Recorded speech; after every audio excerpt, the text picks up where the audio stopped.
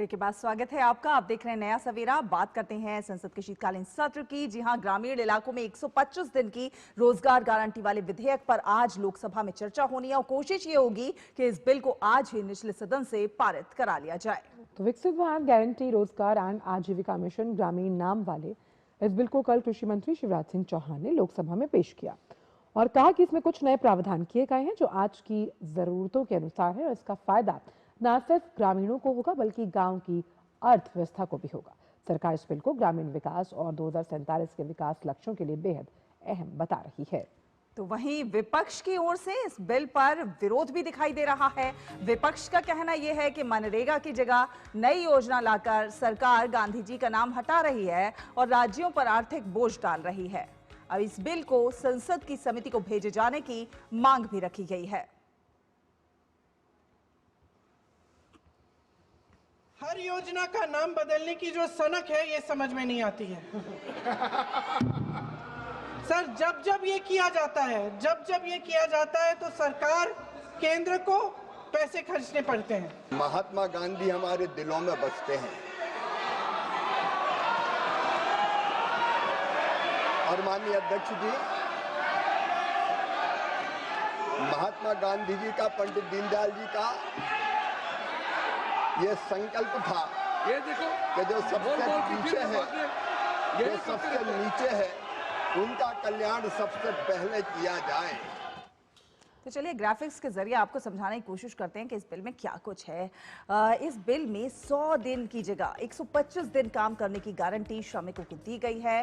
15 दिन में मजदूरी की जगह हर हफ्ते मजदूरी दिए जाने का भी प्रावधान रखा गया है। चल वहीं खेती के सीजन के समय श्रमिकों की कमी ना रहे और छोटे किसान अपने खेतों में काम कर सके, इसके लिए राज्यों को उस समय नई योजना में काम रोकने की शक्ति भी दी गई है। नई योजना में केंद्र के हिस्से 60% और अधिकतर राज्यों के हिस्से 40% बोझ आएगा। तो मनरेगा बनाम ये नई योजना, और इस नई योजना में कई सारे फायदे देखने को मिल रहे हैं। मनरेगा में 100 दिन के काम की गारंटी थी, तो नई योजना जो है 125 दिन के काम की गारंटी दे रही है। मनरेगा में हर 15 दिन में मजदूरी का पेमेंट दिया जाता था, तो इस नई योजना में हर हफ्ते मजदूरी का पेमेंट होगा। मनरेगा केंद्र सरकार से अधिकतर फंड लेती थी, इसमें फंड जो है वो राज्यों पर भी कहीं ना कहीं थोड़ा बहुत डाला गया है। तो इस तरह से ये जो नई योजना है वो आम जन के लिए, जो गरीब मजदूर है, किसान है, उनके लिए फायदेमंद साबित होती हुई नजर आ रही है। शैलेंद्र मिश्र हमारे साथ जुड़ रहे हैं ज्यादा जानकारी के साथ। शैलेंद्र, कल हमने देखा कि काफी कुछ हंगामे के बीच बहुत सारा कामकाज भी हुआ और आज जो बिल जिस पर चर्चा होनी है बेहद महत्वपूर्ण है। हो सकता है ये पारित भी करा लिया जाए। देखा जाए तो आम जन के लिए काफी ज्यादा लाभकारी साबित हो सकता है, जो कि मजदूर हैं। कल हमने देखा था कि विधायी कामकाज बहुत तेजी से हुआ था।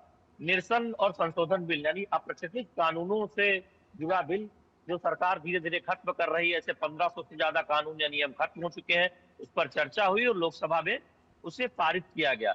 इसके साथ ही साथ लोकसभा में हमने देखा कि बीमा संशोधन विधेयक, जिसमें बीमा क्षेत्र में एफडीआई 100% करने का प्रस्ताव है, उस पर देर रात तक चर्चा हुई और उस पर चर्चा पूरी होकर उस पर पारित किया गया। आज दो विधेयक जो कल पेश हुए थे लोकसभा में, एक परमाणु ऊर्जा उत्पादन से जुड़ा विधेयक है, इसमें निजी क्षेत्र की भागीदारी का प्रावधान है, कल पेश हुआ था, आज उस पर पहले चर्चा होगी। और जो जिसकी बहुत चर्चा है, आपने दिखाया भी ग्राफिक्स से, विकसित भारत जी राम जी बिल। मनरेगा कानून की जगह पर ये नई योजना लाई जा रही है। इसमें 100 की जगह 125 दिन की गारंटी है। लेकिन जो सबसे बड़ा मुद्दा यह है विपक्ष की तरफ से कि इसमें राज्यों पर बोझ डाला जा रहा है और महात्मा गांधी का नाम इस योजना से हटाया जा रहा है। देखिए, सरकार ने बहुत स्पष्ट किया है कि महात्मा गांधी दिल में बसते हैं और महात्मा गांधी के आदर्शों पर यह सरकार चलती है। और जहां तक नाम हटाने की बात है, तो जवाहर रोजगार योजना जो कांग्रेस ही लाई थी और उसी ने उस योजना को हटाया था जब नरेगा और बाद में मनरेगा नाम दिया गया। तो ये महज एक राजनीति है। जहां तक राज्यों पर बोझ बढ़ाने का सवाल है, जहां ये समझना होगा, केंद्र का यह स्पष्ट कहना है कि 3 गुना पैसा मनरेगा में यूपीए के मुकाबले एनडीए ने दिया है और आगे भी, यानी अब ये पैसा बढ़ने वाला है। तो केंद्र अपनी कुल राशि में कोई कमी नहीं करने जा रहा है, उसमें लगातार बढ़ोतरी हो रही है। तो ऐसे में राज्यों को समझना होगा कि उनके राज्य के जो गांव है वही विकास में ये पैसा लगेगा। तीसरी बात यह है कि केंद्र को ये लगा कि कच्चे काम जो बहुत संख्या में मनरेगा में कराए जाते हैं, उसमें कई बार एक कच्ची सड़कें फिर वो धुल जाती हैं बारिश में, फिर जी। से बनती हैं, तो स्थायी बुनियादी ढांचे का निर्माण नहीं हो रहा है। तो अब कच्चे कामों को तो प्राथमिकता रहेगी, लेकिन साथ साथ टिकाऊ कामों को प्राथमिकता रहेगी, क्योंकि मनरेगा में एक नियम है कि 40% कम से कम आप कच्चे काम पहले कराइए, तब आपको कुछ पैसा टिकाऊ काम के लिए मिलेगा। तो वहां पर कुछ संशोधन किया गया जिससे गांव में लंबे समय के लिए बुनियादी ढांचा बन सके। लेकिन बहुत हमने विरोध देखा, कल कांग्रेस जी। और तमाम विपक्षी दल एक टकराव देखने को मिला। आज जबरदस्त चर्चा होने की उम्मीद है। हालांकि विपक्ष कह रहा है कि कम से कम संसदीय समिति को, सेलेक्ट कमेटी को या संसदीय समिति को, माफ कीजिएगा। स्टैंडिंग कमेटी को इस बिल को जरूर भेजा जाए। आज देखना होगा कि क्या सहमति बनती है इसको लेकर, या फिर स्थिति सरकार की मंशा ये है कि इसी सत्र में पारित कराएं। 6 महीना राज्यों को समय मिलेगा इसे लागू करने में।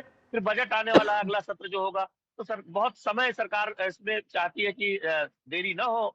इसी सत्र में जो 2 दिन बचे हैं, उसमें ये बिल दोनों सदनों से पारित होगा। वहीं शैलेंद्र, अन्य विधायी कार्यों की बात की जाए जो लोकहित जनों से जुड़े हैं, जो इस आज संसद में उठाए जाएंगे, उनके बारे में जरा रोशनी डालिए। देखिए, संसद में महत्वपूर्ण प्रश्नावलियां दोनों सदन के पटल पर रखी जानी है। प्रश्नकाल में कई मंत्रालयों से जुड़े जवाब होने हैं, जिसमें रेलवे मंत्रालय से जुड़ा भी एक सवाल है। इसके साथ ही साथ आप देखें कि परमाणु ऊर्जा से जो जुड़ा बिल है उत्पादन से, क्योंकि हम क्लीन एनर्जी की तरफ आगे बढ़ना चाहते हैं और उसमें सोलर की बहुत महत्वपूर्ण भूमिका हम पहले ही हो चुकी है। लेकिन न्यूक्लियर एनर्जी भी अच्छे उसमें भी हमारा जो भागीदारी है वो और बढ़े, उस दिशा में एक बहुत महत्वपूर्ण बिल कल पेश हुआ था। उसको लेकर भी विपक्ष ने जी। आपत्ति जताई थी। तो आज उस पर चर्चा होनी है। पहले लोकसभा में संभवतः उसी पर चर्चा होगी, जी। फिर जी राम जी बिल पर चर्चा होगी।